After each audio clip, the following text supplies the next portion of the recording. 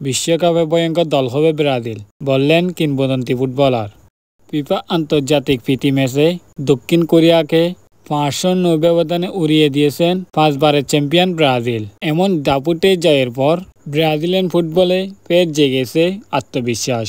নতুন coach Carlo আনচেলত্তির অধীনে এমন পারফরমেন্স দেখে আশাবাদী হয়ে উঠেছেন ব্রাজিলের 3 কিংবদন্তি ফুটবলার জিকো, রোমারিও ও কাফু। শুক্রবার 11 অক্টোবর রাতে রিও ডি জেনেরোতে ঐতিহাসিক মারাকানা স্টেডিয়ামে এক চ্যারিটি ম্যাচে অংশ নেন তারা। সেখানে জাতীয় দলের পারফরমেন্স নিয়ে সন্তোষ প্রকাশ করেন তারা। জিকো বলেন, শুক্রবারের পারফরমেন্স অসাধারণ ছিল। আমরা দেখেছি আরও মনোযোগী, দায়িত্বশীল এক দলকে। প্রত্যেককে বোঝাতে চাচ্ছেন যে তারা এই দলে থাকতে চায়। বিশ্বকাপ যত ঘনিয়ে আসছে, খেলোয়াড়দের প্রাণও তত বাড়ছে। আশা করি দুর্দান্ত প্রস্তুতির সূচনা। চোটের কারণে লম্বা সময় ধরে মাঠের বাইরে আছেন নেইমার জুনিয়র। দলের প্রাণ বুমরার বিশ্বকাপ খেলার সম্ভাবনা নিয়ে প্রশ্ন করলে জিকো হেসে বলেন, ও খেলবে কিনা সেটা নির্ভর করছে ওর শারীরিক অবস্থার উপর।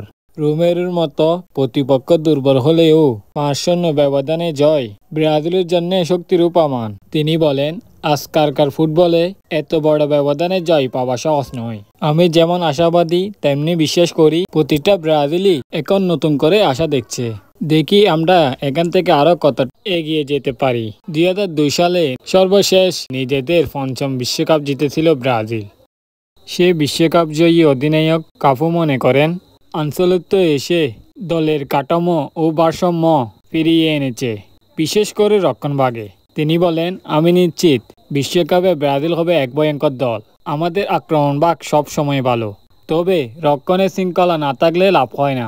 আনচেলত্তি সেখানে ঠিক পরিবর্তন এনেছেন। এখন আমরা কোরমল কাটছি আর আক্রমণভাগ আগের চেয়ে অনেক প্রাণবন্ধন।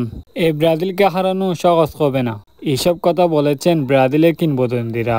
এখন দেখার বিষয় ব্রাজিল তাদের এই পারফরমেন্স সামনের ম্যাচে ধরে রাখতে পারে কিনা।